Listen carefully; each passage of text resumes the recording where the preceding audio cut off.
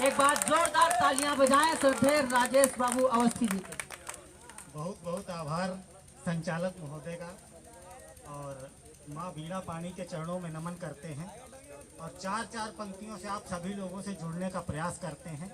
पहली चार पंक्तियां माँ भवानी के चरणों में समर्पित करते हैं। स्वागत। कि सकल ब्रह्मांड का परिशुद्धतम वातावरण कर दो। वाह। सकल ब्रह्मांड का परिशुद्धतम वातावरण कर दो। हाँ। समूचे विश्व से ये कलिकाल का ये तम हरण कर दो। किसी कारण निवारण में न हमसे भूल हो जाए। मेरे अंतःकरण में दिव्यतम माँ व्याकरण भर दो।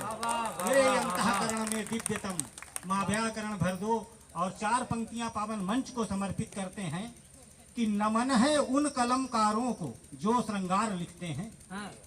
नमन है उन कलमकारों को जो श्रृंगार लिखते हैं। नमन है उन कलमकारों को जो श्रृंगार लिखते हैं।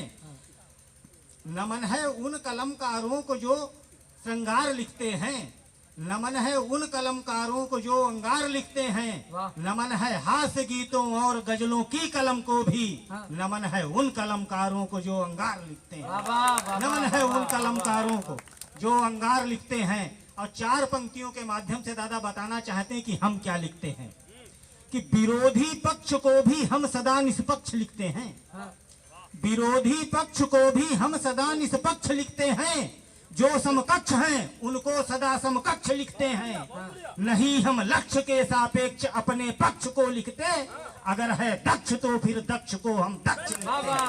अगर है दक्ष तो फिर दक्ष को हम दक्ष लिखते हैं। और यहाँ पे हमारी माताओं बहनों की पावन उपस्थिति है। तब मुझे चार पंक्तियां याद आ रही हैं कि जिस समय झांसी के महाराजा गंगाधर राव का अंतिम समय निकट था तो महारानी लक्ष्मीबाई उनके समीप बैठी हुई थी। तो उन्होंने अपनी खानदानी तलवार देते हुए कहा कि अगर तलवार ये रणभूमि में ना नाच पाई तो, आदेशित किया अपनी पत्नी को कि अगर तलवार ये रणभूमि में ना नाच पाई तो, अगर गलती तुम्हारी हमने कोई जांच पाई तो सब कुछ भूल जाऊंगा, सब कुछ भूल जाऊंगा। नहीं माफी तुझे दूंगा हमारे हिंद की गर अस्मिता पर आँच आई तो। हमारे हिंद की गर अस्मिता पर आँच आई तो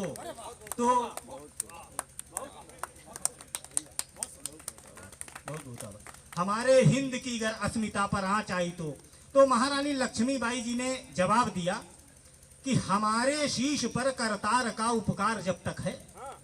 हमारे शीश पर करतार का उपकार जब तक है। हमारे हाथ में हथियार ये तलवार जब तक है। नहीं उंगली उठा सकता है कोई देश भारत पर। हमारी धमनियों में रक्त का संचार जब तक है। हमारी धमनियों में रक्त का संचार जब तक है। और तब हमें लिखना पड़ा कि श्रेष्ठ नारियां जिस धरती पर सीता माई जैसी हों। श्रेष्ठ नारियां जिस धरती पर सीता माई जैसी हों। सबला जननी जिस धरती पर जीजाबाई जैसी हो सकता है भीरू नहीं कोई उस धरती पर पैदा जिस धरती की बेटियां स्वयं ही लक्ष्मीबाई जैसी। जिस धरती की बेटियां स्वयं ही लक्ष्मीबाई जैसी हों। और हमारे देश में ऐसी ही लक्ष्मीबाई जैसी बेटियों के साथ जब दुराचार जैसी स्थिति हमें समाचार पत्रों में पढ़ने को मिलती है तब चार पंक्तियां निवेदित करता हूं कि हमारे देश में जो भी ये कलुषित कर्म करते हैं। हमारे देश में जो भी ये कलुषित कर्म करते हैं। हमारे देश में जो भी ये कलुषित कर्म करते हैं। गलत कर्मों को करके भी नहीं जो शर्म करते हैं। टाक दो उनको फांसी पर, कतर दो गर्दनें उनकी हमारी बेटियों के साथ जो दुष्कर्म करते हैं। टाक दो उनको फांसी पर, कतर दो गर्दनें उनकी हमारी बेटियों के साथ जो दुष्कर्म करते हैं। और हमारी बहन बेटियों पर जब संकट आता है तो हमारा क्या दायित्व बनता है। चार पंक्तियों के माध्यम से उस दायित्व को बताने का प्रयास करते हैं। और उसके बाद मैंने एक छोटा सा गीत लिखा है उसको प्रस्तुत करेंगे आप लोगों के समक्ष। तो हमारा क्या दायित्व बनता है कि जब बहनों पर संकट आए तब वस्त्र बढ़ाना पड़ता है। जब बहनों पर संकट आए तब वस्त्र बढ़ाना पड़ता है। निज मातृभूमि की रक्षा हित संयंत्र जुटाना पड़ता है। जब अत्याचार अधर्म झूठ अन्याय धरा पर बढ़ जाए तब यत्र तत्र सर्वत्र शत्रु पर शस्त्र उठाना पड़ता है। तब यत्र तत्र सर्वत्र शत्रु पर शस्त्र उठाना पड़ता है। और अभी इस समय हमारे देश की हालत बड़ी नाजुक चल रही है, कहीं बुलडोजर चल रहा है तो कहीं पत्थर चल रहा है।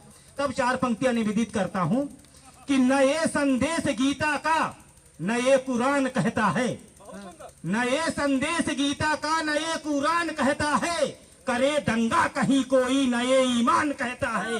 मेरे ईश्वर तेरे अल्लाह का पैगाम कहता है, रहो मिलजुल के आपस में ये हिंदुस्तान कहता है, रहो मिलजुल के आपस में ये हिंदुस्तान कहता है। और